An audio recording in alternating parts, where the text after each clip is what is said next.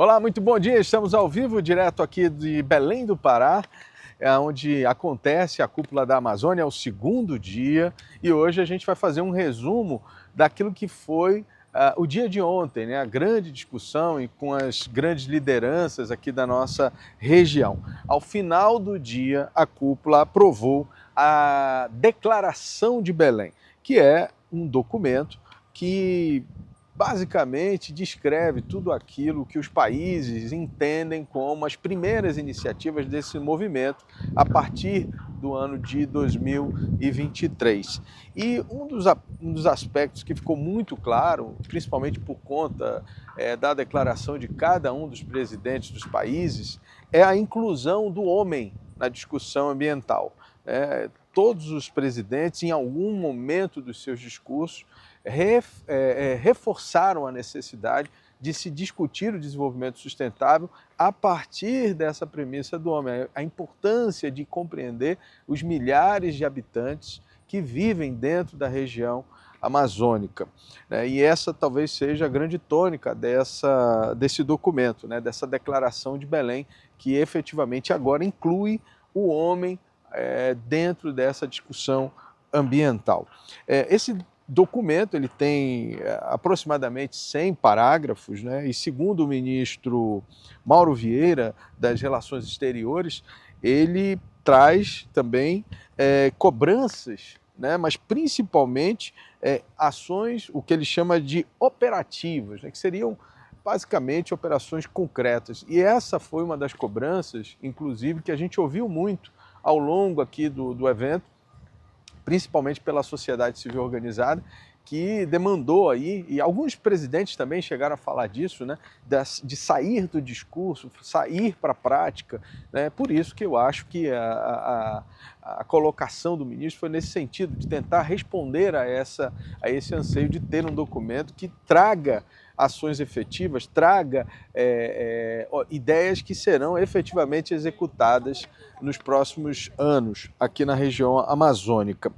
Um aspecto importante também, e essa talvez seja a principal ação concreta que eles definiram aqui, é que é necessário se fortalecer a OTCA, que é a organização que cuida do tratado das cidades e dos países amazônicos, de cooperação amazônica.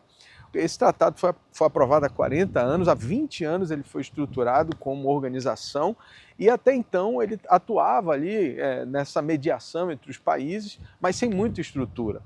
O governo brasileiro deu uma sede para eles em Brasília, mas eles ainda assim necessitavam, obviamente, de recursos e de mais estrutura para que esse trabalho, vamos dizer, institucional dos países fosse realizado com mais qualidade. Portanto, essa talvez seja a principal definição aqui da Cúpula da Amazônia que acontece em Belém, que os países, foi um consenso, inclusive, dos países e dos presidentes, da necessidade de se investir mais na OTCA, ela como catalisadora de todo esse trabalho político e geopolítico aqui na região.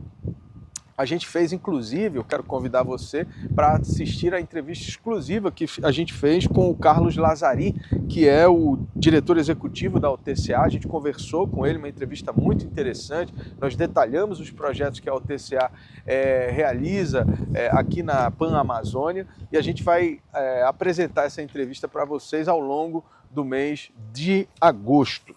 Agora eu queria falar um pouquinho sobre a colocação de cada um dos presidentes.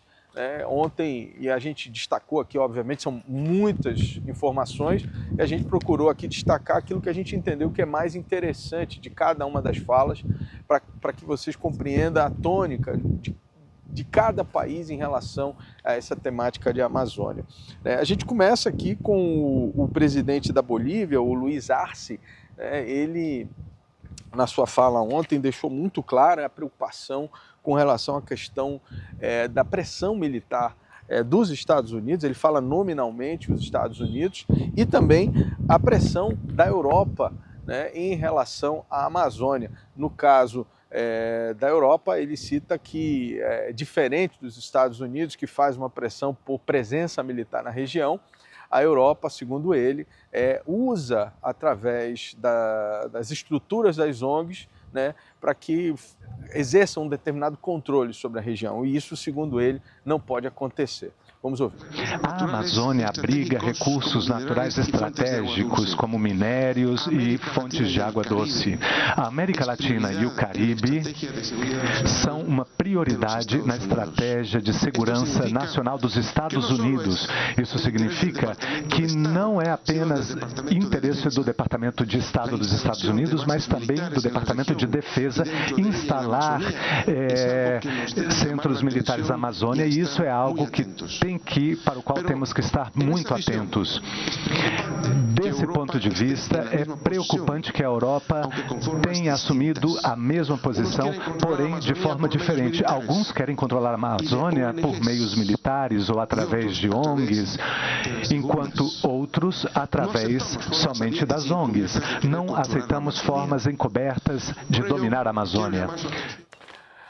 Bom, o presidente Petro, né, da Colômbia, foi muito pontual também e, além de fazer uma dura crítica à questão dos combustíveis fósseis na Amazônia, né, que foi um dos pontos principais ali da sua fala, ele, no nosso entendimento, colocou duas ideias que precisam ser destacadas. A primeira delas, ele defende a criação de um tribunal internacional para julgar os crimes ambientais na Amazônia. Isso porque ele faz uma relação entre os crimes ambientais, que ele já trata como atividade econômica, né, criminosa, mas é uma atividade econômica, e ele diz como combater isso, né, como combater esse volume gigantesco de recursos que o crime ambiental gera na Amazônia e também o narcotráfico que usa a Amazônia como caminho.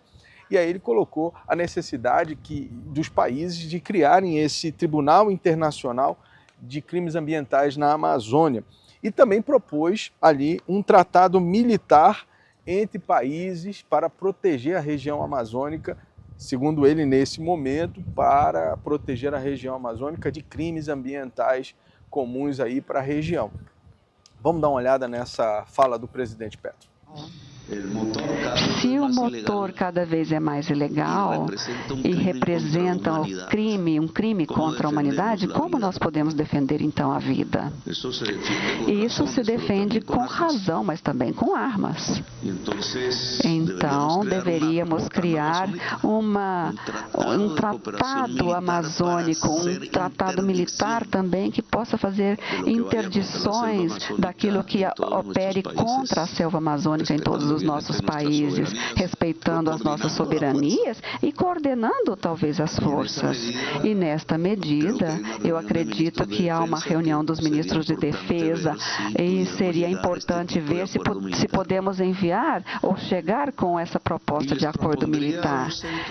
Já a presidente do Peru, a Dina Boluarte, ela foi para um caminho um pouco mais focado na cultura, nas raízes da Amazônia, citou a questão das línguas, das culturas, né, dos costumes, e fez um alerta muito importante, que é um alerta sobre a extinção das línguas tradicionais, naquilo que ela chamou de uma Amazônia com rosto humano. Mais uma vez, uma referência, né, a essa necessidade de se enxergar o homem que vive na Amazônia. Quer dizer, a perspectiva aqui, ela toda gira em torno dessa ampliação de visão da Amazônia, né? A gente sabe que ao longo de muitos anos a pressão internacional e até mesmo a cobertura midiática da Amazônia sempre foi muito mais focada nas questões ambientais, de preservação.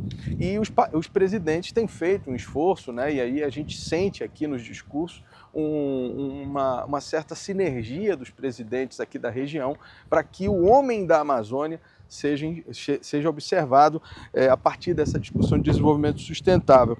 E ela fala exatamente disso, ela fala em termos de Amazônia com rosto humano. Vamos ouvir aí a fala da presidente. Eu quero elevar a minha voz diante do risco de desaparecimento das nossas línguas originárias. Ao morrer uma língua originária, uma língua indígena, morre todo um legado cultural e histórico. Perder o idioma representa para um povo perder a sua identidade, a sua sabedoria, a sua idiosincrasia e principalmente a sua forma de compreender e ver o mundo.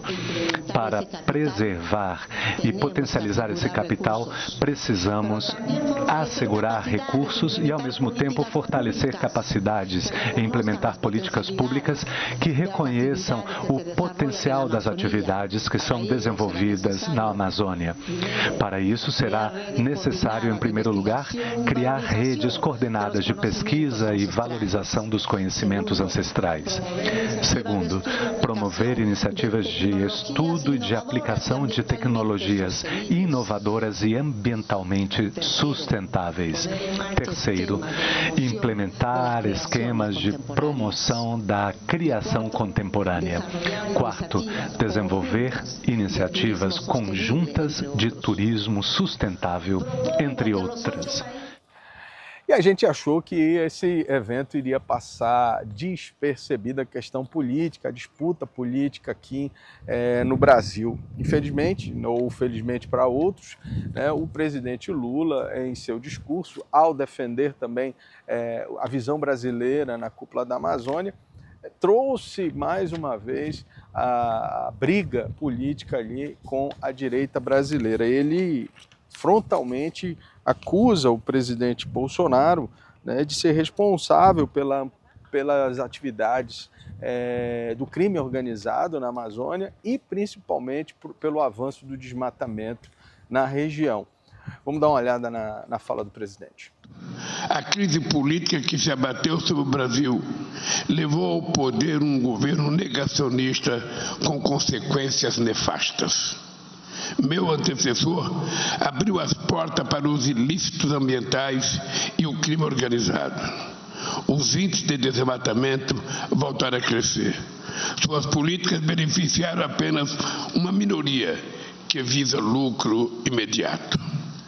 Muito bem, além desses que a gente destacou, falaram também o primeiro-ministro da Guiana, o Mark Philip, a Delcy Rodrigues, que veio representando, ela que é vice-presidente da Venezuela, ela veio representando Nicolás Maduro, que de última hora não participou, o Gustavo Miranda, chanceler do Equador, que também substitui o presidente Lasso, que teve dificuldades na sua agenda de participar do evento, e o Alberto Randin, chanceler do Suriname, que também completou aí a lista das lideranças, das autoridades políticas aqui da região amazônica a falarem, e todos eles falaram das suas demandas regionais e também dessa ideia de se constituir aí uma certa rede de ações jurídicas em todas as áreas, na verdade, e que estão compostas nesse documento, né, que foi aprovado ao final do dia,